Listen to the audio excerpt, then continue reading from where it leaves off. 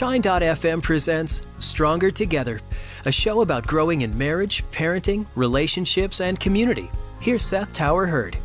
So when I say that we're going to learn how baseball greats Alex Rodriguez and Frank Thomas hit home runs this week, I'm sure your first question is like, wait a minute, isn't Stronger Together about, like the tagline says, growing in marriage, parenting, relationships, and community? And the answer is yes. And this is a little bit of a unique episode because it requires some setup here. Normally, Stronger Together is an unedited 30-minute conversation to help you grow in one of those four areas.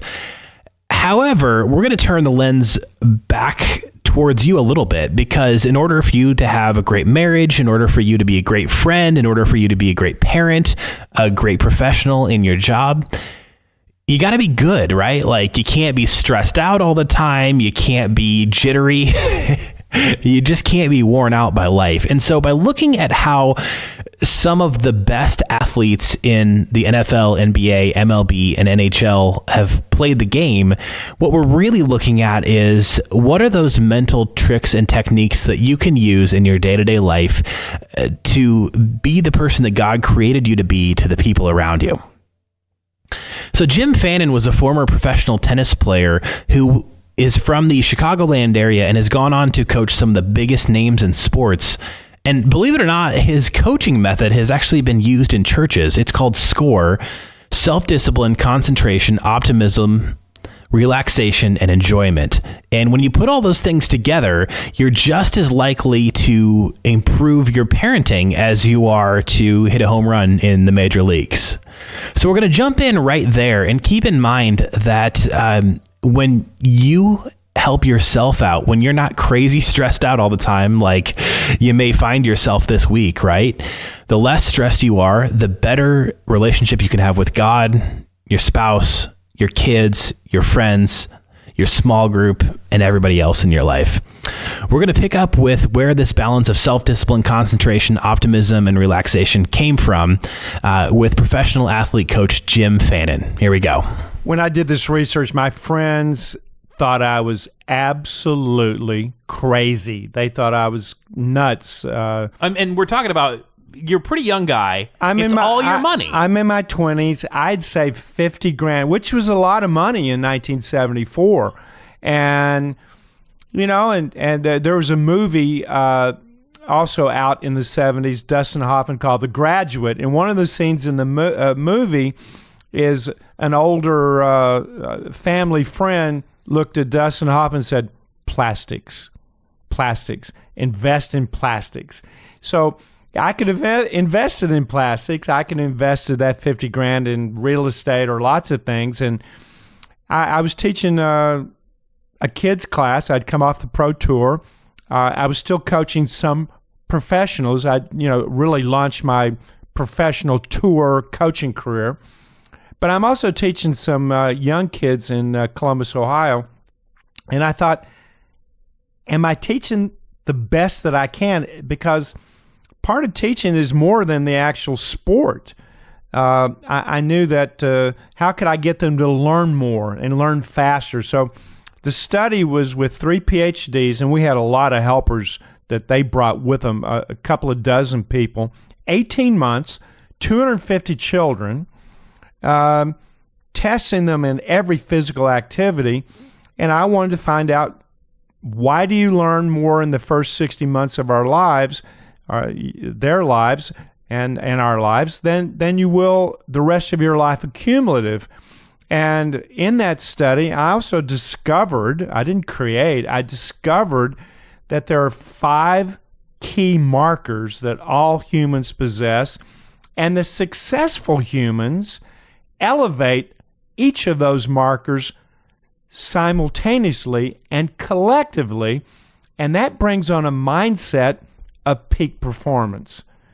And that discovery blew me away. And it was fascinating that a child born, I've got a grandson now 3 months old, and my daughter has reported, oh my gosh, Dad, he's changing by the hour. He's trying to mimic everything. He's looking at his hands. He's looking at the crack on the wall that I hadn't seen, didn't know he had a crack on the wall. So A young kid birth to 5 is fully immersed. There's no future, no past. They're in a zone state. So why do you learn so much at that time? That's what the research was about. I want to find out why is that. And that's where the 5 markers of self-discipline, concentration, optimism, relaxation, enjoyment, and it's Seth, it's these intangibles that you possess, I possess, your listeners possess, that trigger chemicals in the body. And simultaneously, those chemicals form a chemical cocktail that will take you to peak performance. Hey, if you're just joining us, this is Stronger Together, the show about growing in marriage, parenting, relationships, and community. My name is Seth Tower Hurd, and this episode takes a little bit more context as we're with Jim Fannin, who's a coach to professional athletes, and decided to have Jim on this week because statistically, this is usually the week, 3 weeks into January, where all those New Year's resolutions didn't work out. And so in order to help you be a better spouse, a better fiance, a better, dating partner, a better friend, a better volunteer at church, we're talking about the mental strategies that some of the top professional athletes that have achieved things like going to the Super Bowl, going to the World Series, use on the field, and how you can use those in your everyday life in order to serve God better and love the people around you. So I asked Jim specifically, this is the weekend when New Year's resolutions fail, so why is that? And how do your superstar celebrity clients not fall into that same pit and instead actually wind up, having a lot of mental discipline in order to succeed both on and off the field? Here's what he had to say. Seth, we've all been trained since we were little kids by our parents, teachers, mentors. Here's where you are, literally, physically. Here's your skills. Here's what you've attained. Here's the gross in your company, your sales. And here's B. And to get to B, draw a straight line. We've all been trained since we were little kids to go from A to B. And I think anyone listening will go, yep, that's how you do it.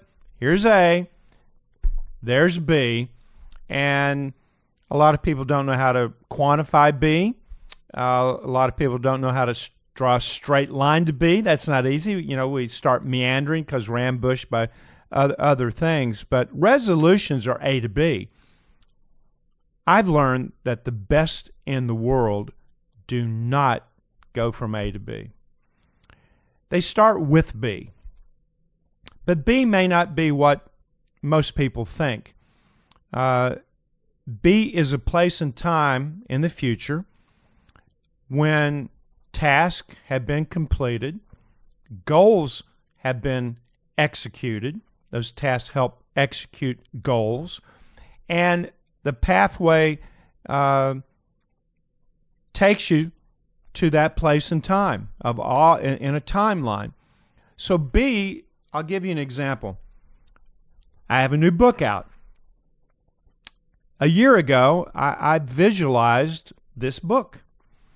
And what was B? Well, for most people, B would be, I'm going to write a book. That's B. Well, I've realized with all my experience with my clients that that's not B. B would be people changing their lives after they've read the book and what they're doing with the information in the book and how they've added it to be the best genuine self they can be. That's B. That's really what it's about. So it's not about me. It's not about the book. It's about the reader and what the reader does with the contents of the book. So I started visualizing a year ago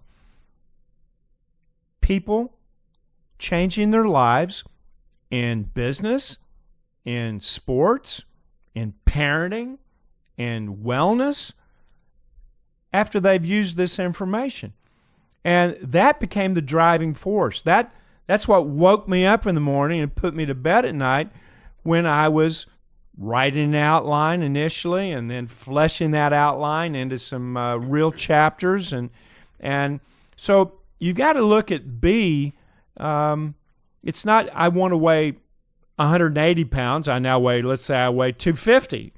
Okay, well, 180 is B, but it's not really B. It's what am I doing when I weigh 180? How am I feeling? How am I acting? How am I interacting? So to flesh out B like that, well, that's different for a lot of people. It's even different than the resolution. I want to quit smoking. Why? Why you want to quit smoking? Well, I don't want to die earlier than I need to. Okay, I think that's a good reason. I want to play sports on the weekends like I used to when I was a kid. That's a good reason. I'll have more lung capacity to run further and longer. So go to B, and then the best in the world, and I help all my clients do this, they reverse engineer chronologically from B. So let's say at the end of this year, you want to do X. So 12/31, the next New Year's Eve, I've accomplished X. What am I doing 12/30, 12/29, 12/28, 12/15, December 1st, November 1st, October, and back it up chronologically. Now that will take some detail, but what it does when you reverse engineer from B, it makes you close the deal, which is what New Year's resolutions typically, you don't close the deal. You don't finish. You forget. So once you chronologically work from B back to A, an illuminated pathway appears right in front of you, almost like a runway at night at O'Hare, all lit up. And now that I have that pathway, if I get off track, I can easily find my way back on track. This is Stronger Together, the show about growing in marriage, parenting, relationships, and community. My name is Seth Tower Hurd. And statistically, we're at the week where most people's New Year's resolutions have failed. Now, of course, weight loss, fitness, dieting, whatever you want to call it, is the stereotypical thing that people are aiming for with the start of a new year. But you may have goals as well for your family, for the dreams that God has laid on your heart. And they could range from getting a date with your spouse every week to spending individual time with each one of your kids to starting a blog to, watercolor painting. And normally where people go wrong is that it's just this big idea, right? And that's what the segment we just heard from Jim Fannin is. You got to break it down week by week to accomplish it. So if you want to, spend individual time with each one of your kids each week, you got to get that scheduled out so you know when that's going to happen. And when you miss it for a week, you can get right back on track because there's a specific plan. If you're just joining us, Jim Fannin has coached some of the top athletes in the world. We're talking people that have been in the World Series and the Super Bowl. And this whole system is based on a study that took place in the 1970s about how kids learn from age 0 to 5, which is in the stage that scientists call hyperlearning, when we just learn like crazy. So how can we take that and apply it to marriage, parenting, relationships, community, and the ideas and goals that God has laid on your heart for this year?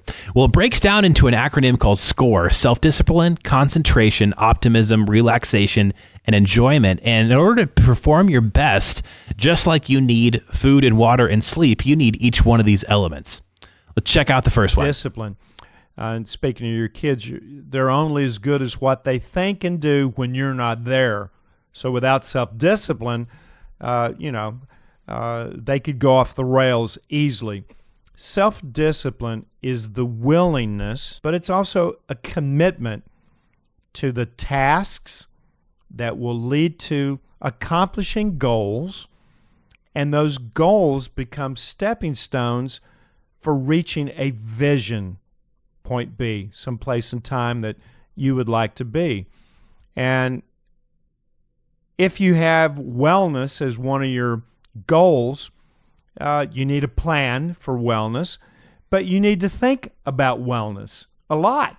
This is Stronger Together. If you're just joining us, talking about the fact that this is the week traditionally when New Year's resolutions fail, and how to put legs to those God-sized dreams and goals that you have personally, for your family, and for just what's on your heart to make a difference in the world.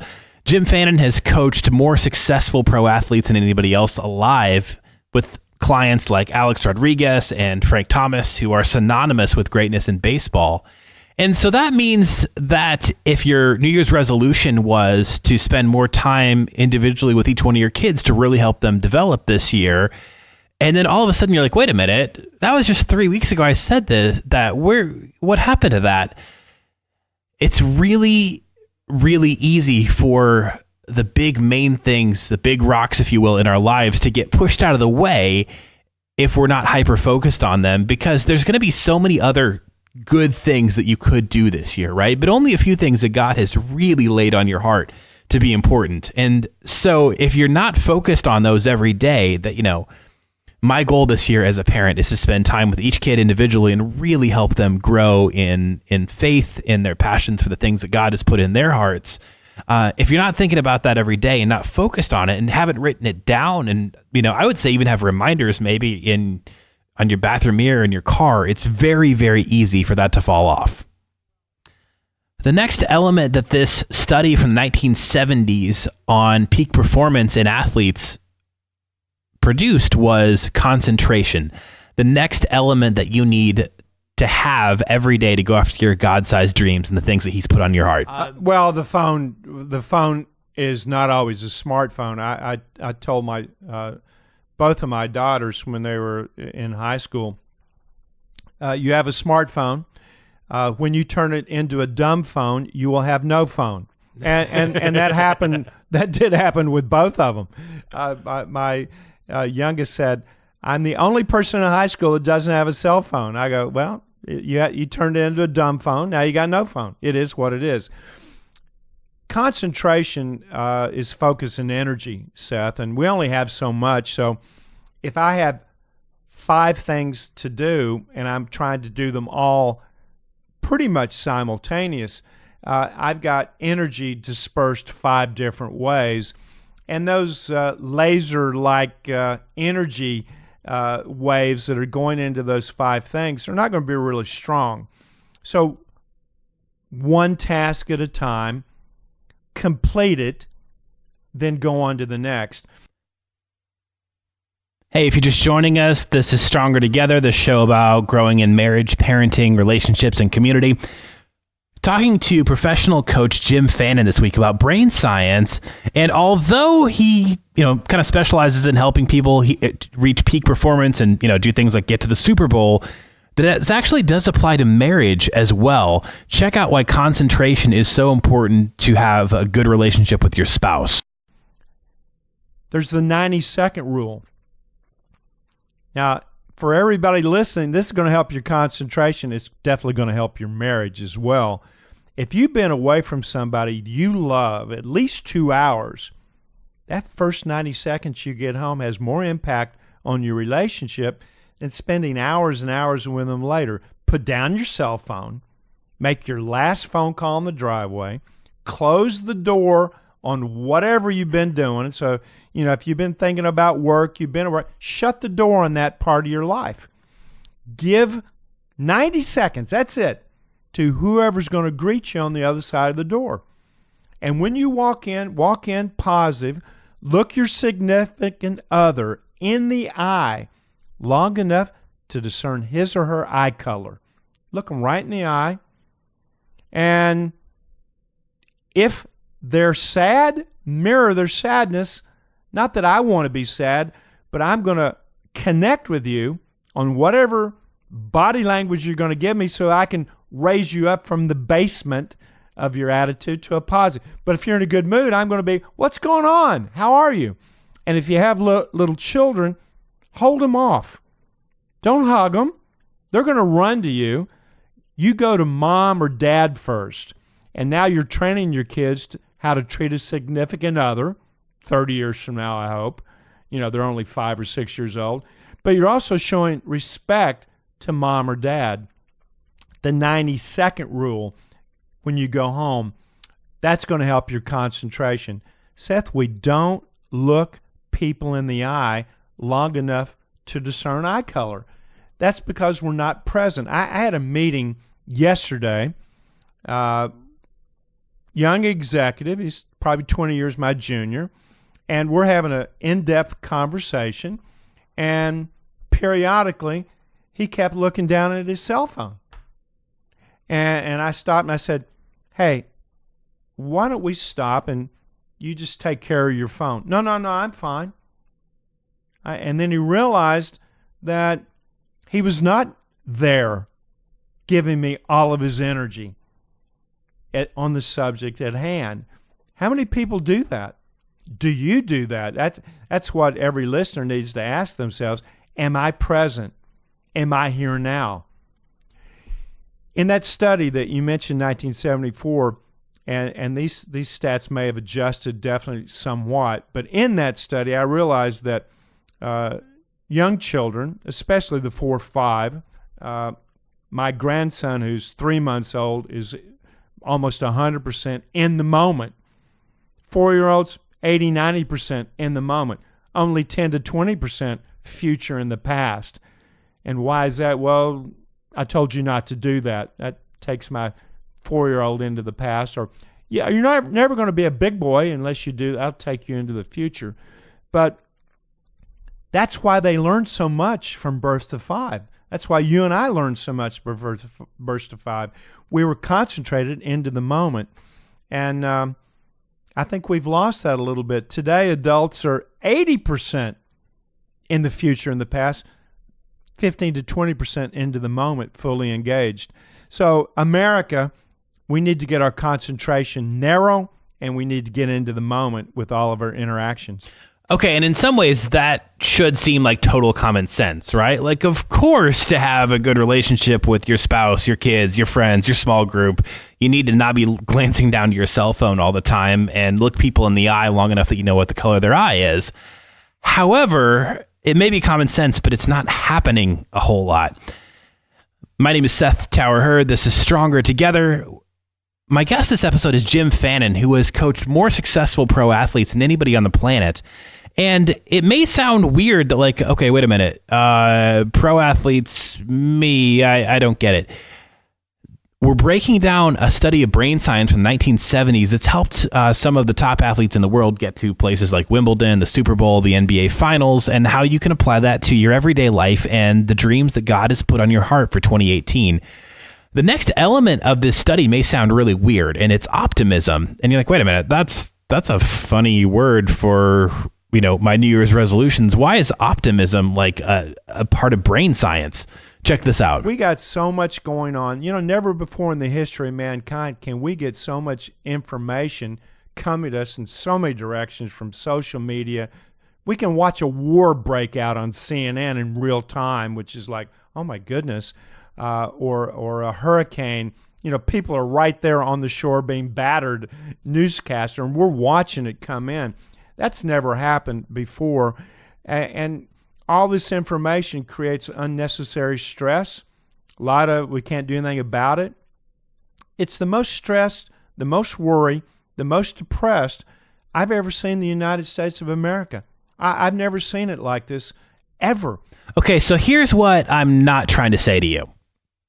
I'm not trying to say that you shouldn't be aware of what's going on in the world or have concerns, but there is something to this, right? That the guy that's coached more professional athletes than anybody else in the world to success has helped them tune all that stuff out and realize that they have something they're trying to accomplish. And that could be, you know, winning the NBA Finals or winning the Super Bowl. But for you and me, that probably looks a lot more like being a good parent, a good friend, a good spouse. And so optimism really just means that there's only so much news, only so much social media that we're able to consume as humans before our brains just sort of go, okay, now I'm just too distracted and fried out by the bad news to be able to focus on being a good spouse, a good parent, a good friend. And so that's the optimism thing. It's like, we got to know what's going on in the world, but in order to be the best person that we can be to the people around us that God's put in our lives, there's only so much anger and negativity that you can drink from the news and social media before it really starts to play with your mindset. And that is equally true whether you're trying to hit a home run in the World Series or whether you're trying to really be there for your kids. Okay, so closing out this episode on brain science with Jim Fannin, coach of professional athletes, the last two elements of this study on reaching peak performance, and this is like how to hit a home run in the World Series, but also how to be a good spouse, how to be a good parent. The last two elements are you got to have relaxation and enjoyment in your life. And it's easy to say, oh man, but you don't know. My kids are young. We got so much going on right now. Why does this need to be a part of every day of every week if I'm going to be a good spouse, a good professional in my job, a good friend, a good small group member, a good volunteer? Why is relaxation and enjoyment such a big deal? Here's what the brain science has to say about it. Enjoyment. That's passion for doing what you do. It's passion to be alive. Life is short, and the best in the world love what they do and do what they love. I interviewed 100 world champions, Seth, business and sports, icons of their industry, icons like McEnroe in their sport. And the one thing that was a common thread in all 100, they love the process of goal attainment. They didn't just love the thought of winning a major championship. They actually loved the process.